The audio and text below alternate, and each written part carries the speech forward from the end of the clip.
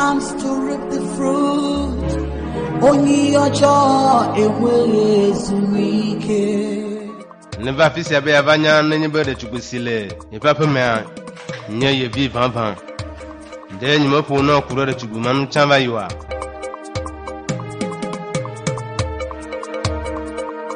No, you be a foot or trouble upon your queen of Blona. Maglonombe, no, Akoma, Trog Bova.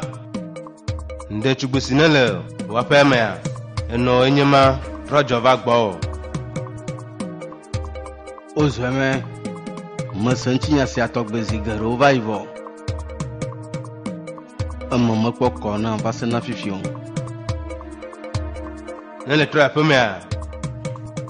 L'Encule parle of woman. La Pojik before the Sicile no Palomea. Le Yahan Palomon.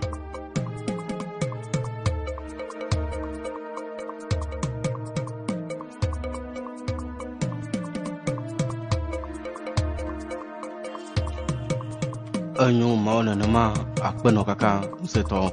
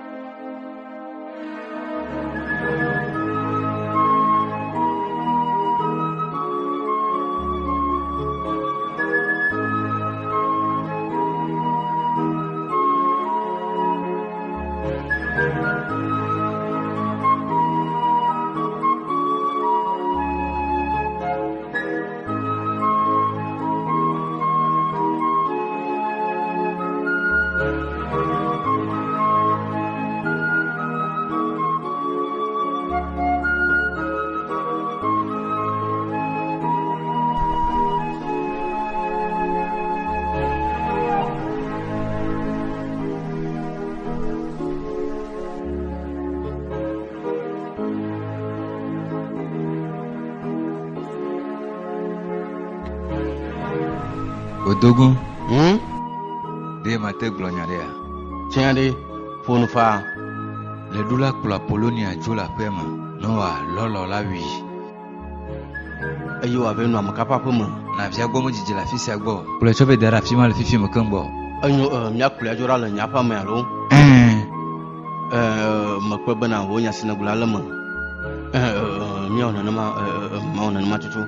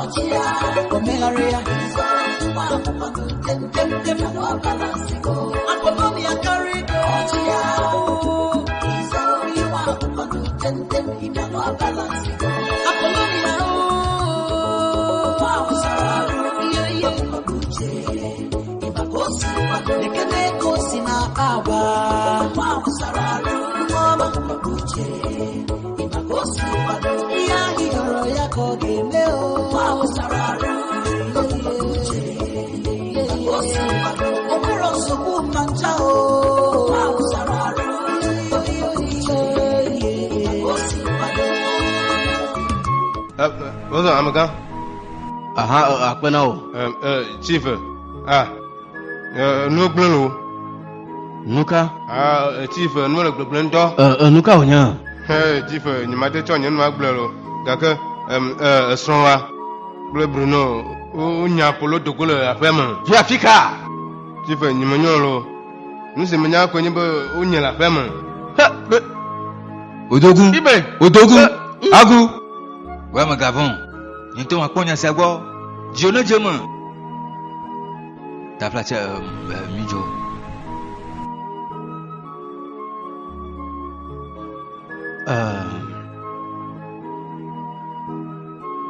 Africa, Poluare. Etrojoya, Fissie, Ochova. Africa, Ochova. Doton Yono. Nanya benu barade wo Apolloa. No sinkuma manya, machofiao. Ke ne le ɖoɖo be ya ɖe dogo le nye tɔ nye aƒe me. Ne yatrɔ ɖe nu ma. Ne le dzidzi be anya dogo le aƒe sia me ɖe nu ma di nu ma ta. Blena, wo ple nye ma lo.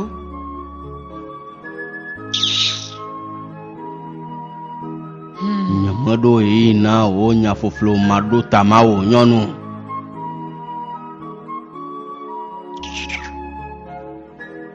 Mekpɔ nyanu si ne nɔ teƒe o. Mɔvi ahasitɔ. Life without caution, who stands to reap the fruit? Only your joy ezumike. Ibe Every day na for medzibe makɔe. one day na for the owner. Nenye be nubara ɖe wɔ ɖetugbui ma Without caution, ke tɔnye vɔe ma. stands to reap the Naɖeke meganye tɔnye le agbe sia me o. joy Le kpɔea ezumike. mabu nu sia nu. Chief, Only your joy ele nu hã sɔgbɔn akpa. Apollo le gbɔ wa wotria ɖo nye sia vɔ gake mekpɔ dzesi ame si ŋkume wònyo. Nubara ɖeke mele dzɔdzɔge ɖe dzi o. Be megaxa nu mave dzi eye ne nye meke ɖe nua matrɔ kplɔe va na o. Esia megaxa nu ele dedinɔnɔ le afi si wolia ɖa. Chief, Enyo akpenɔ kaka. Akpena o.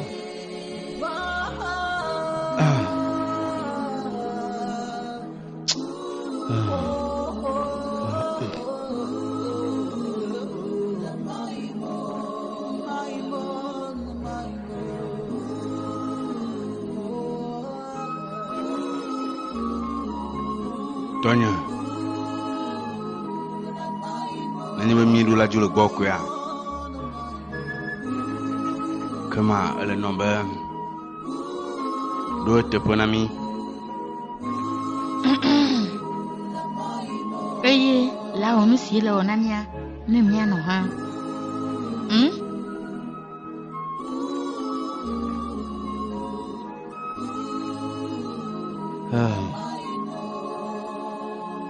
Enyo mese miaƒe nya.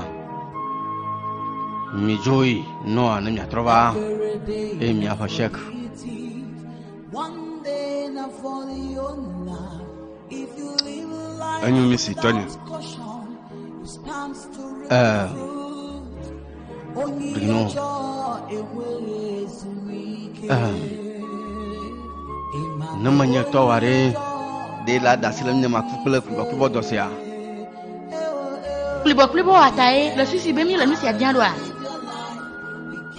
Megaƒo nɛ nenema o. Enyo.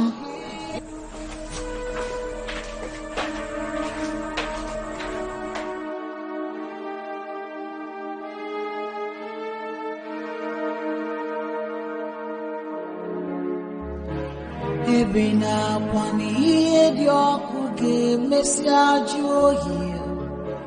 Ebezina kwani enwere mbido ge mesia nwe njedebe. N'ụwa ụwa ezuru oke. N'ụwa ụwa gbara harị. Every tear will dry someday. Do you know every pain?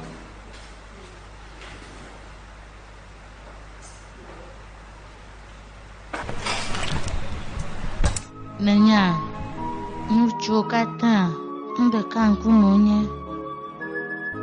Anne, kpɔ nu siwo ne le kple ɖokuiwo ɖa.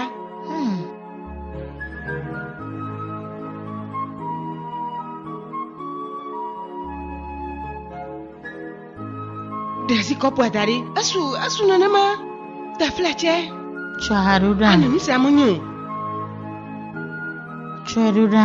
Anne, va mi dzo aƒeme le sia. Va mi dzo aƒeme. Aƒeme. Aƒeme aɖeke meli o. Xɔlɔ nye avu ye le aƒea me. Le ŋku ɖe ŋunye. Kpɔnda nyui ɖe nye xɔlɔwoe nye sia. Nɔte. Enye. Nye mele wo kpɔ ŋutɔ hã. Anne. Mate ŋu dzo ɖa le wò aƒea me abe srɔ̃ va to kple nyɔnu bubu o. Awo mate ŋu wɔ nenema o. Ɖe neŋlɔ be yeyi si me nyɔnu ŋati be yeagblẽ daɖia, nyemeɖe mɔ menɔ te sesẽ ɖe eye mena wòtrɔ zu tɔnye.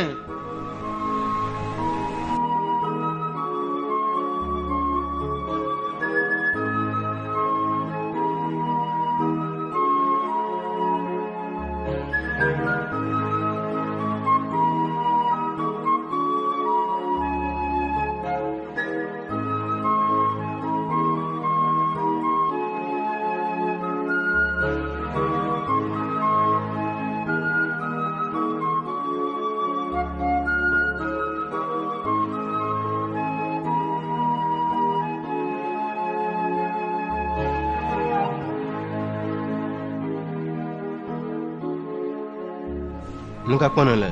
Bebe. Be. Ŋutɔ le nye be nyemedzina be woanɔ fu ɖe nam o. Le bia tso gbɔnye be manɔ te kpɔ yi le aƒea me eye menɔ te kpɔ. Megabi dzo. Meveve aɖe du mo ɖa eye wole be makpɔe gbɔ. Mekpɔ nuvevi si wònyi avɔ. Ŋkata ele le ahanu ŋkeke ƒe wɔle be sia.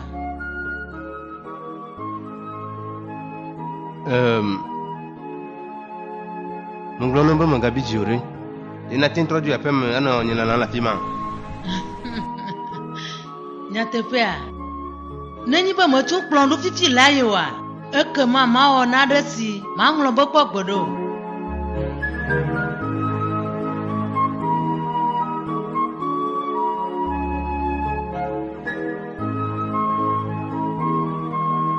Phil nɔ te miniti ɖeka. Ɖe ne dzi la gblẽ da afi sia akplɔe ɖo adzoa. Adaba dze lelea. Taboe le gblegblẽ no wa.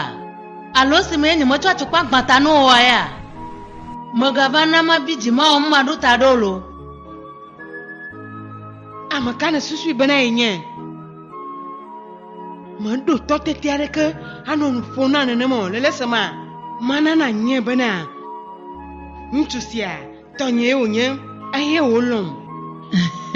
Tɔnye wònye eye nyemate ŋu gbakple o. Le dɔmuvi ŋutɔ.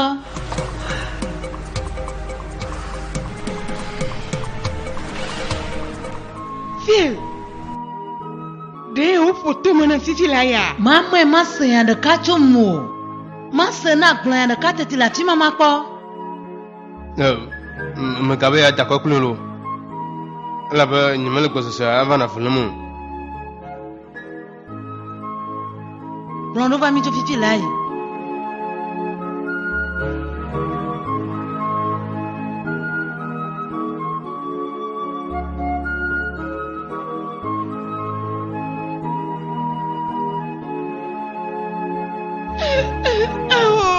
Mate wɔ nu sia kple mo.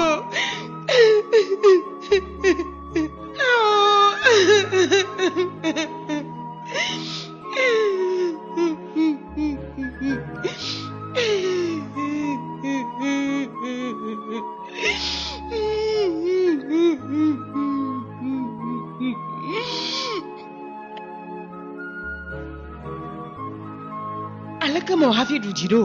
Megbe be nye ma ɖe asi le ŋu.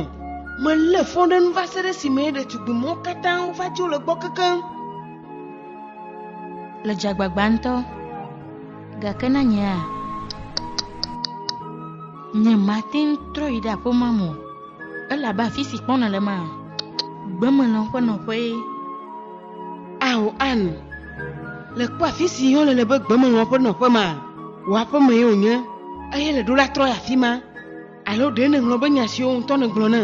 Esie me va gblɔ nɔ be Phil dzi la gbe nu le gbɔnya.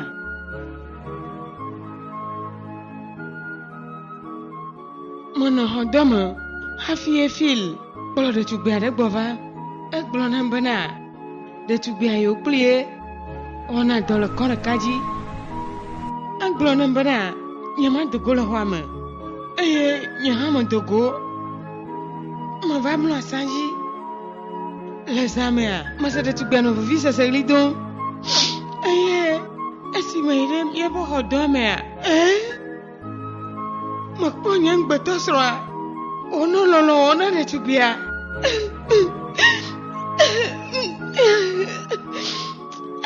Anyu nanama jijwavia dafla chema gafaviko dele jila udoku yodan chuta Blena Holonyak Blena Nanya ba were nkalao Blena Menye bevena gake Aw Manya si matomalo Alaba malwe klanya jiblibo Ajilanya vema la gbogbo matanya la si machonya chineo dafla chenyu nanama le dukuyo anya vavisa sa sisana lea Anyu nanama Enesia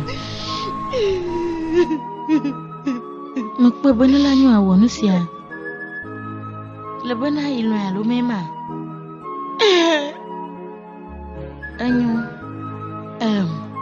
Fon ye gbogbereka Nana desi dukuyo nune Majila globa Ne dusiji mnyoji doduma Ngboduma Nkogba Vasere si mayen tola de bogbe vitu bana Anu chikonai De Le kala jibonu sela odoa Chere holonya Mwe povai Aye odo Yata uha tuikbo Nane Wei Azakule kele Ise isi yantojia Wonu siya consider ve Makanda jino bola vatu akpena deta Malwe Nkate ole nusia Mklemdo Nkata Anyu Jijwavia Jagbagbana ode Nyasi maglonu waji Kwa makanda jina nusia nila trokake Evo jijwavia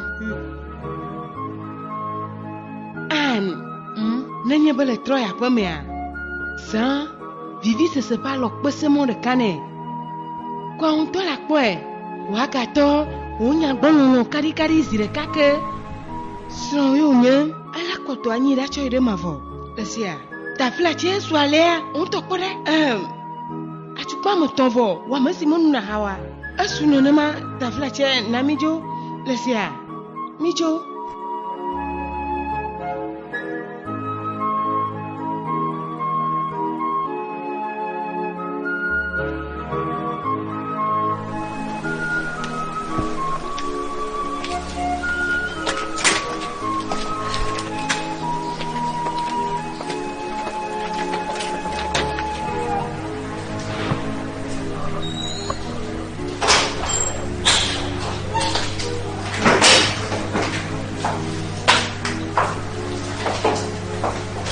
Nyelon la me defu puno ma yon le fifi me wonu de siade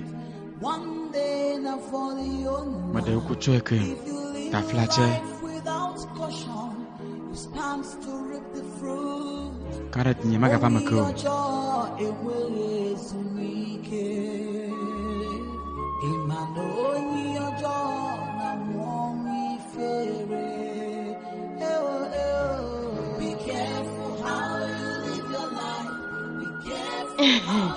Nusi anyonta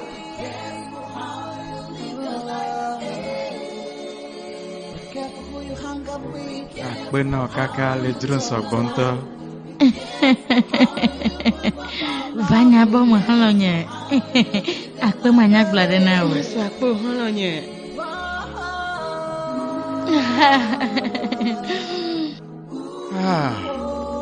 Nanya ma belum yo ak ba me bala mo nyo de ko le abe mo sunu kuku ene na te fe le ganya ko ponto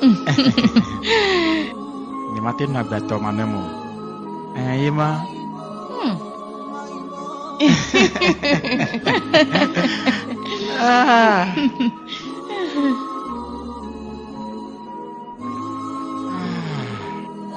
Evo jono anyi volo do kiome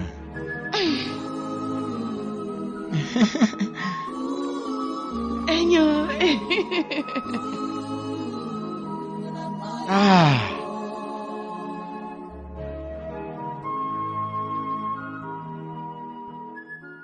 Nyala la nya mo ji ma ko ngam pe tu. Nya te ya. Itu cuma ale sinya be ni ga procha e jo jinento ya ta mo ji ne to go ne ko ji jo ya ba zan yire ne ko ya. Nya ta fi me supermarché ni me be chana do ale ke de ko ro.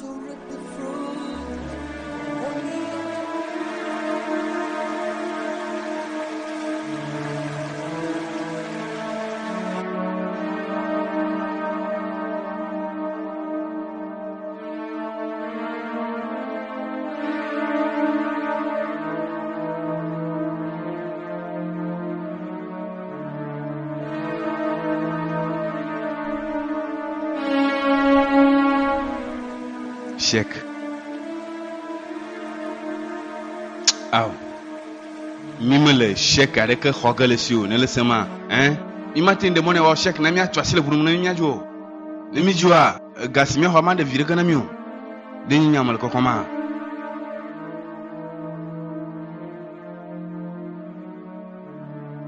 De o hana le no si susuma le susuma. Mwenye bana janta po die la sien. Mwenye ba modum tete nu waje jina la gbamju. Ayata nyima desi wanu agba aba nnu. Mblabla gbanlen si la don bubu radio.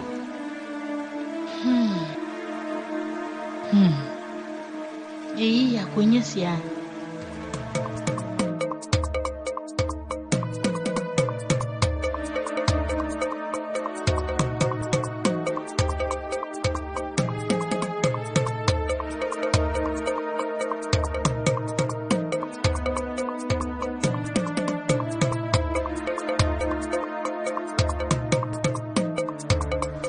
Magahana mameo. Na manyole mamea machu yo fifi lai. Oh. Kema najibe yava uma. Hein? Chief. Apa no kaka? Apa kaka? Ale bana onu si mi gba fifi lai. No ama po no dokita. Mawai. Mawai.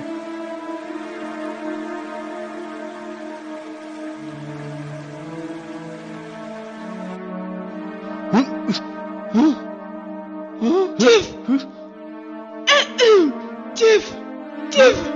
Ne dila ma ngenu kule afisier mo panu alo mema, hein? Chief ma la koko pela. Chief. Hey, Chief magao. Hey, ala bam ya jik padam. Chief. Ala bam ya jik padam to. Chief. Mulu ya dokita de. Ala kuku. Nuka onyele jin la fisia. Chief. Nuka onyeno one. Yemo na rakani ode. Ntolo no afise. Ene jiwo ma cho wi cho wuwa. Alo ma do tuna ku. Ne cho gwen te be filai. Nuka onyeno one. Yemo na rakani ode yema kasila mo. Manyewo. Eme kona bana ne jiwo ma da tu ne yakwe. Oh, magao.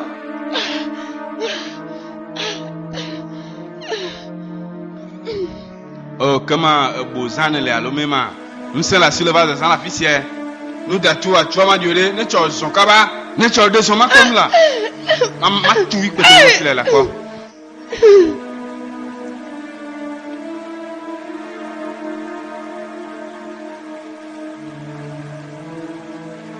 Jikala nyochon.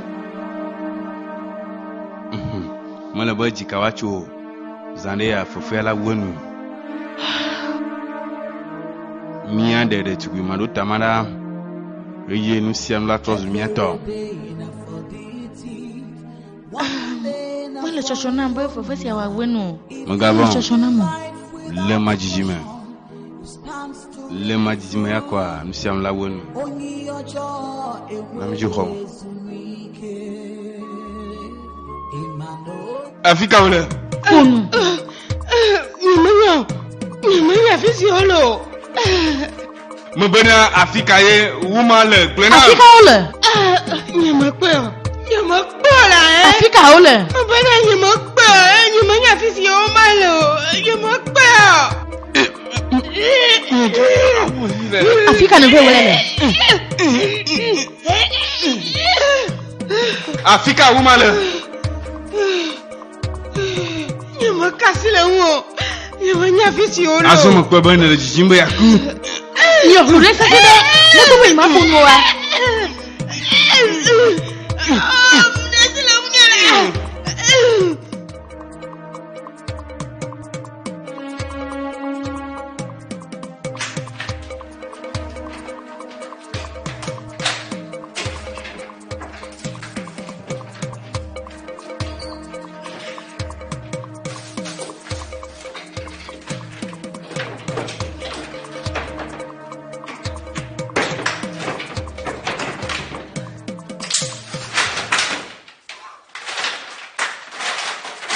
Cheruda. Jemala ma de kuma le jimbo ma bien. Bizireka. Eh, malio, afo puis. Cheruda ma ko. Ya jema ma be wo mo to me kora.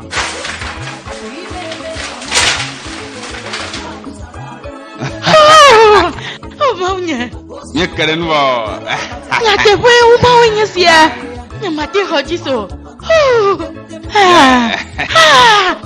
Anga trakweda. Nya to cho de enveloppe ma dari ja. Yema, trocho demo. Ngare wonya. Yeah. Baba dena wa Apollo. Apollo a movito wonya. Movito ganda. Movito kan. Yo papa mo galio. Ejo movito. Le quoi? Msiala ke so bon wala mi cho ma sho mi sa taxi pa jo kan. Yema. Le frère. Ma kai pese u. Oui, pese u bo. Ah oui. Pese quoi là? Oui là. Oh yeah, grand frère. Nyakale dila glo. Dele ko o dugula peme. Me de mo ko o dogo la pemo lo. Ni to ko le susun. Ah bo ko le do la pemo cho da fiare ni. Cho ya fika. Am gan han ni munyo la bana o bana ni me ga ba ho ga la fimo ni ma ko na gumo ngbo no na ma ko na ni dogbo ni me ga gogo yo ya te ni munya fisi sutu yo o kula yo. Mary J. Am gan Wa mga hanu mala chere kan yimu. Ma cho ga ho me de na o. La no na nya nyo wona. da ka mo ga to nye bana o mo na de mo tutu ya no na nya ona mulu afisi mala ni mo ko du na ka haro. Enyo bo hosia. Am gan nya na nya nya se se le jile hesi ama no alesi wo Yesu Kristo ndo ha ni ti ama wa na nya no ndo ha ne ko ma se ne kwato se ton ko ma gba amasi to nya mo nye mo nya mo se to nya ni le jibe ma yo ko na ya ma yo no bobo re Enyo masi. ko no ka kative Maswa po. enyo ma jilo gbo azon ezande.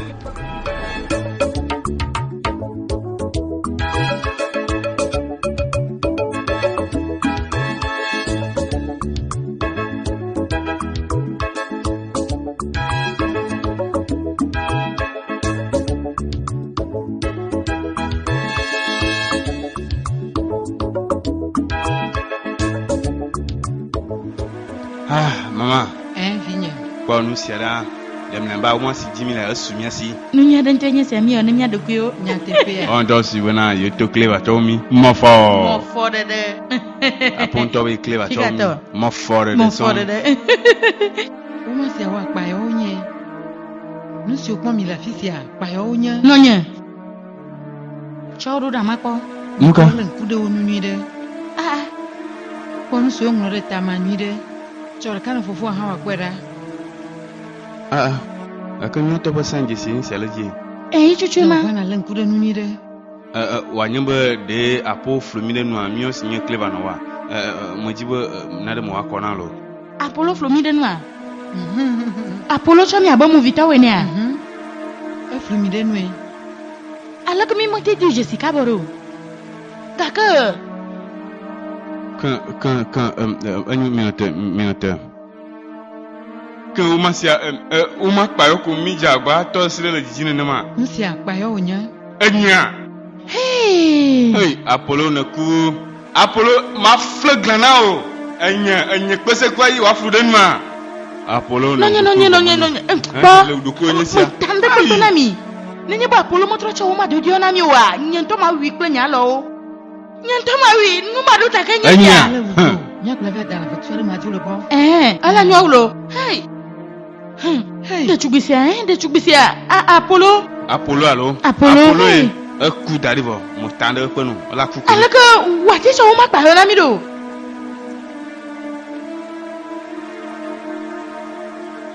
เ Apollo.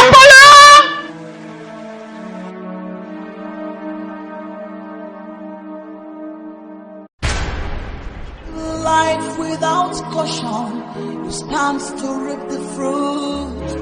Only your joy is weak. Imano only your joy na mwongi fere. Be careful how you live your life. Be careful how you move about. Be careful how you live your life. Be careful who you hang up with. Be careful how you live your life. Be careful how you move about. Nothing. Be careful how you live your life.